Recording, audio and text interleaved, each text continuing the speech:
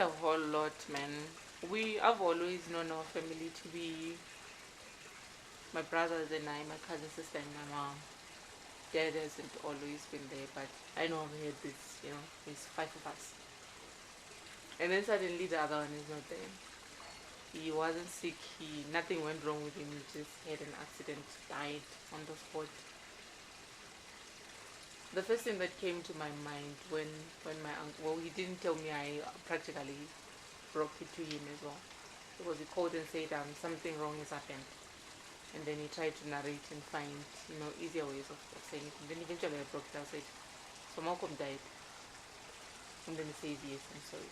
The first thing I thought in my heart is my mom. We are all there, but we know deep down in our hearts that one was mom's, one who's right there. I mean, you would see it in their relationship, the way they related. If there's anyone who's ever chowed mom's money, it's my late brother. You just go and be like, mom, can I have 10 rand? Like, what do you want? She goes like, I'm going out with the guys. Then my mom is like, I don't have change, I'm gonna. And then she says, I'll bring it back. Eventually she gives him. And then I go and say, can I have 10 rand? What is it for? It's for bundles. Like, I don't have money. So coming to that place of understanding that no one can ever close up that gap, I knew my mom was going to be heartbroken. I didn't talk to my mom from the day the news broke, I think, until 2 days later. Because she couldn't. And I understood that. And I'm looking at it and I'm like, what am I going to do? I've never known life without my young brother. And then suddenly he has died, leaving behind a very pregnant wife then. My sister-in-law was 9 months pregnant, almost June. And she gave birth after a week of my brother's passing on. And then a month after burying my brother, that baby dies in his sleep. That has got to be the most gut-wrenching thing I've ever had to experience. I mean, if I have any enemies out there that I know or don't know, I do not wish that on anyone. It's how numbing it was. Like, I couldn't feel anything. It's just sitting there and you're like a zombie.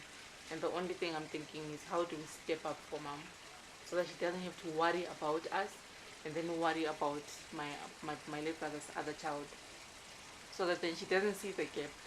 So the biggest mistake then that I did was, when I got back from the funeral, I hit the ground running.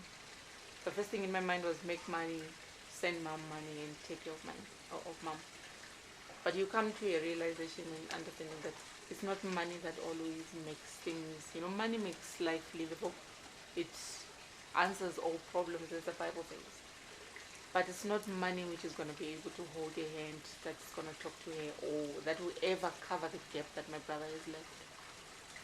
So when something like that happens, the first thing I would say I can reflect on is, don't push yourself to a point where you're saying you've got to step up and take someone's place. No one will ever take that place. And nothing you ever do will be enough to cover that. Just be yourself. Take the motions as they are coming and deal with it as it's going. And the second thing was, I tried to be tough, to shut my feelings down instead of feeling whatever was going on. I mean, when the news broke, I had found out of Michael Mayendere's song. I'm trying to remember the title. The other time I bumped into him, I told him that his song carried me for like 8 months straight. I couldn't pray. I'd come across that song. It's Mutswene, I think. I had found it on somebody's status in the afternoon. Then I went to YouTube and I downloaded the song. I'd been listening to it the whole day. When the news broke, I went full shutdown mode, and the only thing I could do was listen to that song. I listened to it. I think I was by myself for a week before I went for the funeral, because they were arranging the people to repatriate the body from South Africa coming home. The second thing is, don't shut down. Don't hide behind, God, His holiness, and deal with it as it comes. If you have to question God, question His ways, I think He understands that we are made a little lower than the angels. So sometimes, as much as the angels take instructions, we are going to question them and be able to say, hey, I'm holding you accountable for this one decision that you've taken because it's altering my life. So I had to go back to that place. And months later, of never questioning, up to now, I've never sat down and said, but why? Why us? Why did you do this way? But it needed to be done. And understand, not done in excess, done enough to be able to carry me out of that wall. Maybe I'm going to find a few answers along the way. Or maybe it's going to give me redirection and saying, this is why we did this and this is how this has happened. Certain things remain mysteries. And mine, I had to learn that mystery of saying, there is power in asking, there is power in crying out and breaking down. And before the whole ordeal, I used to say, I'm a strong black woman. Hell no, I'm not strong. I'm as soft as a marshmallow. I want things soft, no challenges. Thank you. But life is not going to be like that. So I can't always be operating from a place of strength. I want also to be baby, be a jelly a little bit, pick it up and strengthen myself and walk, but not always operating with a straight line of strength, because it's not going to come out, it's not going to work. Eventually you get to a point where you're depleted completely, and then what happens next? So always ask questions, always be soft when there is need. And the third thing that I would need is to say, understand that there's someone willing to listen to you. I'd never spoken to my mom about what my brother's death did to me because I was protecting her. I had never approached my friends and said, this is what's going on, because I am that person who's always saying, my friends are also dealing with their own issues. So instead of me bothering them, which by the way is never a bother because they're always willing to carry me and support me, but I'm thinking I'm bothering them. So I've got to be able to carry it and handle myself better. So I had to learn that I need to be able to communicate with people. If I'm crashing down, I'll call my friend. I'll call Mama. I'm like, hey, dude, this week is not working. It's not working out. What do we do? She might have a word for me for that particular moment in time. Or if I need to go blow some steam, God knows whatever that is, I'll need to go do what I need to do and then come back to a place of saying, yeah. And number 4 is extend yourself some grace. This is the first time you're losing somebody so tragically. This is the first time you've had to quit your job because the working environment is toxic. This is the first time you are learning to live without a person who's been an integral part of your life. This is the first time you're encountering certain things in your life this way.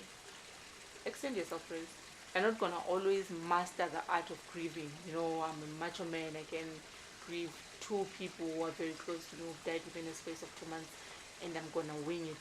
There's no winging it. You've never been here before.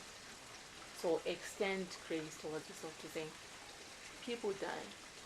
Very tragic situations. But what do we do from here? We learn to heal. Where does it start? It starts with you taking care of yourself. How does it look like? It looks different for everyone. One day it might look like you waking up from the bedroom, going to the kitchen to make a cup of coffee, and that's it for the whole day. The other day it looks like you bathing, putting on a t-shirt and taking a walk to the gate and coming back. Another day it looks like going out with friends and laughing, but I never did those things. I couldn't extend the grace towards myself. I was thinking I need to make money. And in the process, there was a day when I came close to stroking. I remember calling my mom. What had happened was I woke up very stressed. My heart was palpitating. I battled anxiety from the day they announced my brother's death. The palpitations didn't stop until a year later. So I was waking up with anxiety and I'm like panicking. What if the phone rings and bad news comes? Can you believe this is the 2nd year? It's been 2 years and my phone is on silent. My phone is never on ringing, because at the back of my mind I'm thinking, what if my phone is on ringing and then the news which is coming with it? I'd rather find your missed call and I'll call you back than you call me and give me the shock of my life that something has gone wrong. So that's how I've had to learn to operate. So on this particular day, I had woken up and I felt like I needed to stretch. And then as I was stretching, I don't know what went wrong with my left side. Like I could feel from my face coming down that something really is wrong. And I called my mom and said, something is wrong. I've got a sharp piercing in my heart and my left side is like drooping a little bit. My mom's response is what calmed me down and brought me back to reality. She said to me, you do know that you can die while you're mourning somebody and we will bury you along with them, right? And I had to stop and ask myself, is this what my brother would want? I would never know what he would want, but I don't think he would want to see me breaking down and almost stroking because we've lost him and I'm grieving him. Also, what am I grieving? Am I grieving the person gone, or am I grieving the chances gone? Am I grieving the times we never celebrated each other? Am I grieving? There's a whole lot of things which are coming into play. But while you're there, extend yourself the same grace that you extend to other people. And lastly, is take care of yourself. Whatever that looks like. Take care of yourself. If it means disconnecting from certain people, if it means detaching from certain practices, do what needs to be done. But above all, take care of yourself. Guard your mind. What are you feeding your spirit? What are you feeding into your physical ears, your ear gate? What are you listening to? Is it people who are commenting you and praising you for the good work that you do? Or is people who are criticizing you for the things that you do bad? Is it people who are celebrating your life, or is people who are always, having something negative to say? Take care of yourself. So I'm always saying of late, I have a big scissors, very huge. You come into my circle and you disturb my peace, and now I will cut you off as fast as you, before you can blink. I'll cut you off because I'm protecting the peace. Remember, the goal is to always be happy. Whatever happiness looks like. Happiness might look like me not stressing because my friend is giving me drama. Might look like my life having peace because I'm not having people meddling and poking their nose where it doesn't belong. It looks different for everyone. But the point is coming to a place of getting clean with yourself. What are the things which I can't handle well? What are the things which I handle well? How then do I incorporate it into my day-to-day life? And all that feeds into taking care of yourself. So it's not only physical, because I think the biggest lie that we've had is that self-care is taking yourself to the spa, getting some pampering, doing a nice lunch in a nice restaurant, and showing up with a face full of makeup, nice designer clothes. It's not always that. Sometimes it looks as simple as you sitting out in nature with your journal writing down your thoughts. Sometimes it looks like you listening to an audio book, or eating whatever it is that you want to eat in that moment in time, without the fear or the guilty conscience of saying, what's then going to happen tomorrow?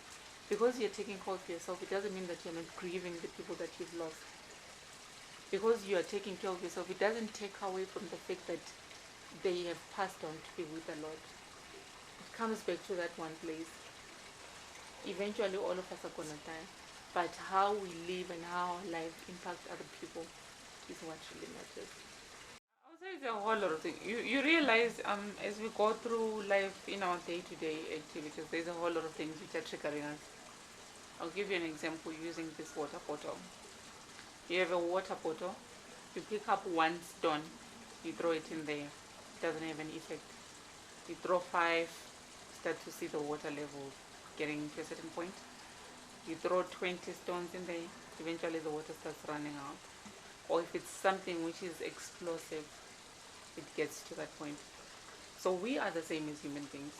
So you'd find that there's a whole lot of unresolved issues, things that you haven't spoken about, or things that you, depending with how you cope as a person. Old me wouldn't talk about things. I just like sweep it under the carpet, move on. Sweep it under the carpet, move on to the next thing. I would rather maintain peace over addressing a situation, even if it doesn't come across as some type of aggressive or being a confrontation. So it started from being unsatisfied in the job that I was doing. Lack of job satisfaction. You're working but you're not paid. There's so many excuses and reasons as to why you're not getting your money. Mind you, I had moved from South Africa coming back to Zimbabwe because of a job, and the same job that has brought me here has started telling me stories.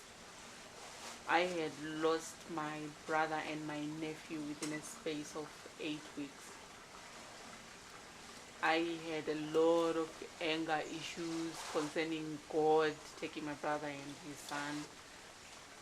There is a whole lot of identity issues coming into play who am I versus who I'm supposed to be and who people expect me to be. So when you take all those things into account and consider them, there's spiritual issues, there's church issues, there's social issues, there's a whole lot of things really coming into play. So when we're looking at all those things, one by one, it's giving a triggering moment, and the tension keeps rising. Eventually it escalates to a point whereby we have financial issues, challenging relationship issues coming in, a whole lot of things that have been going on. So it was a mess. So those were the things that triggered me getting to that point. And the final stroke had been rental payments.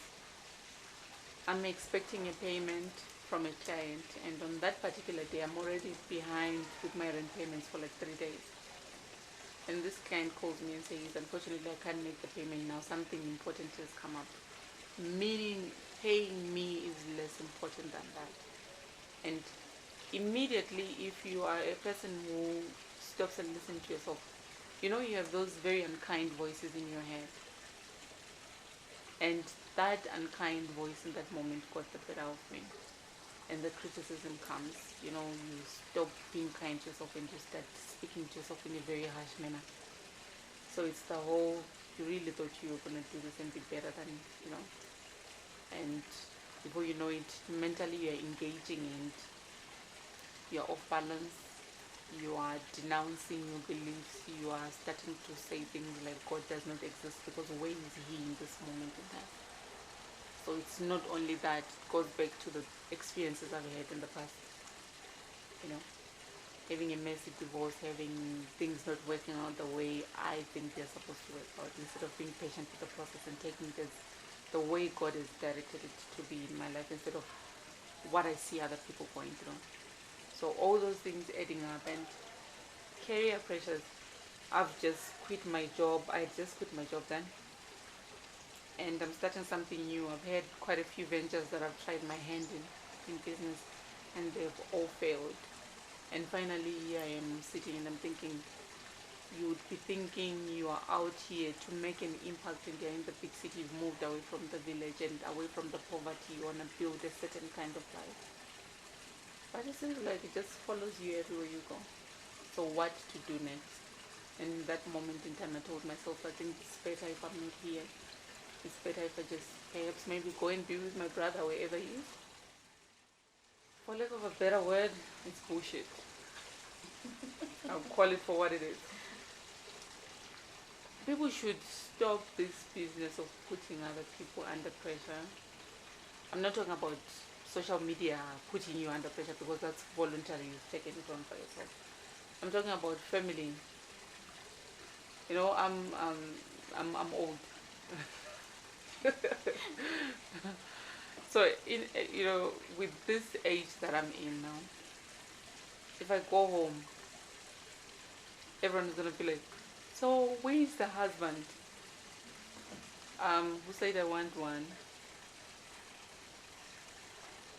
I decide I would go do something that works for me, which is not necessarily what works for everyone else. It's like, but so and so did it this way and it worked out.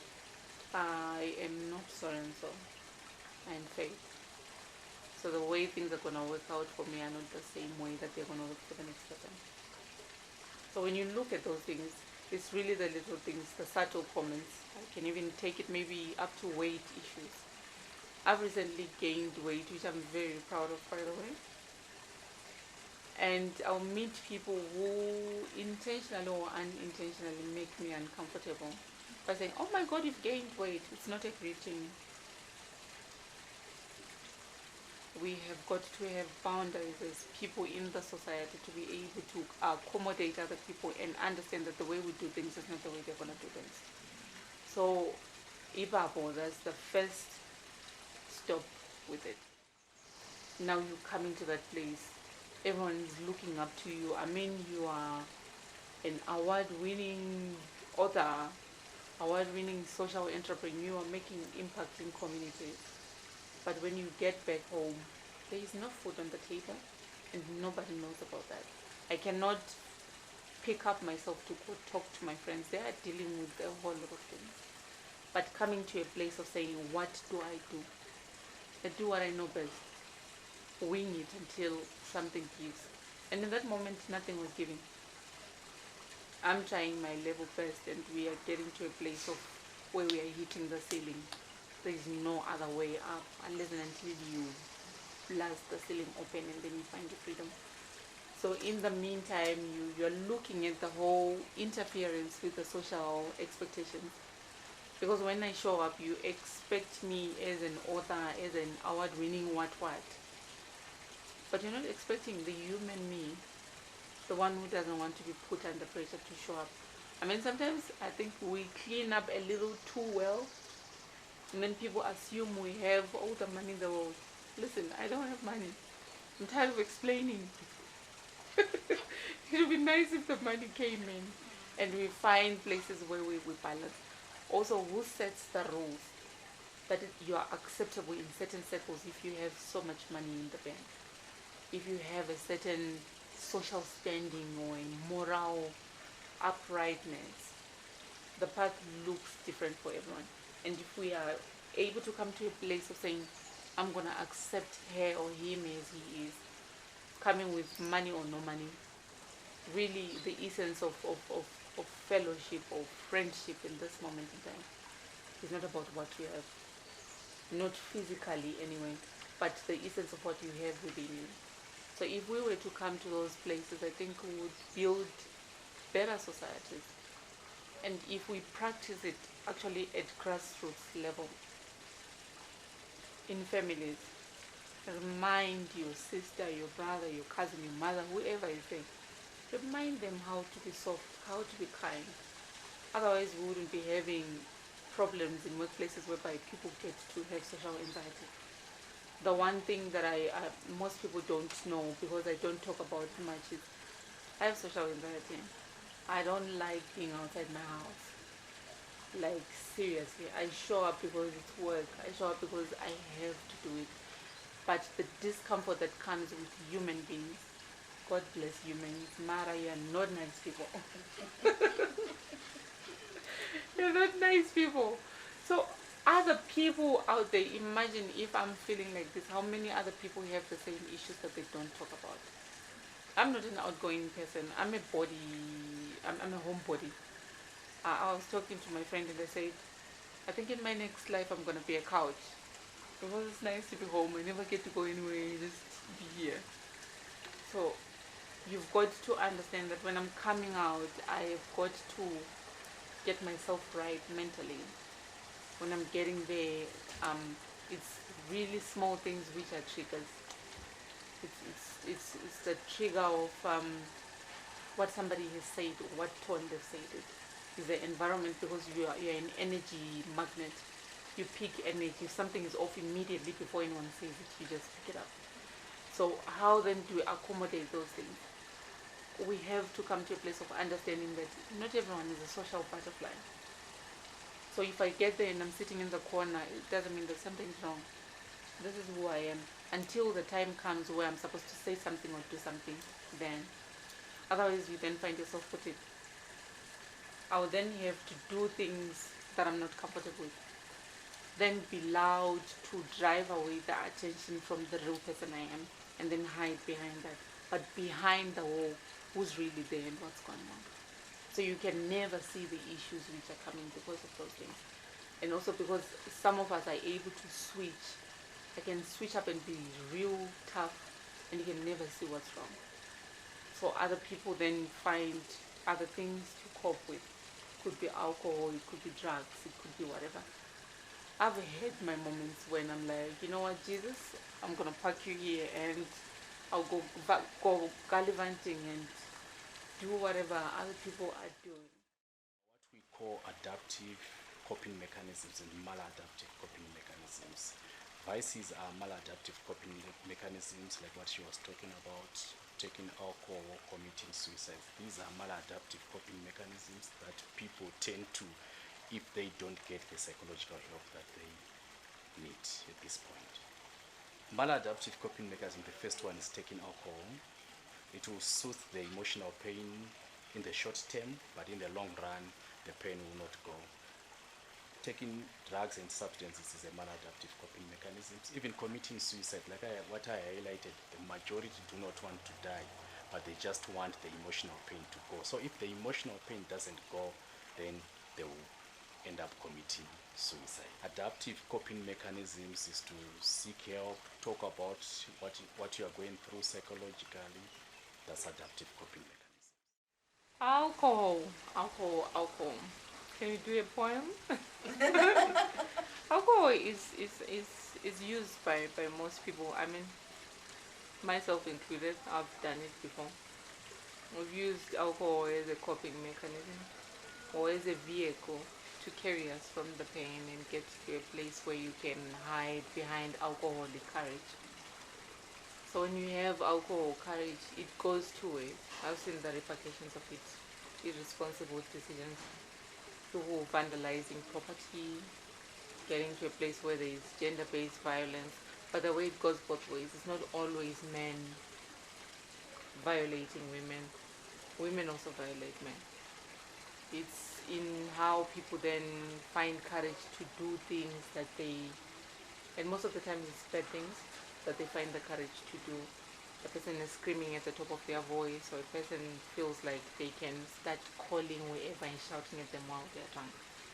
So the role of alcohol in this whole thing then is a negative impact. And I wouldn't advise anyone who's going through any emotional thingy, because you find yourself hanging out with the wrong group of people who are only there as alcohol buddies. But when it comes to planning tangible real life issues to do with the future, because most people who are doing that are living for the now to numb the pain. How about we stop, look for therapy? How about we stop, look for somebody who can offer us a listening ear and hear what we have to say, instead of saying, hey, today I'm feeling very emotional about something, drowning in the bottle. Today I'm feeling like, they triggered me and I'm reliving ABCD. It's the cheapest mode of getting to a place of numbing the pain and the fastest way, but it's not effective, because over time the repercussions get shown.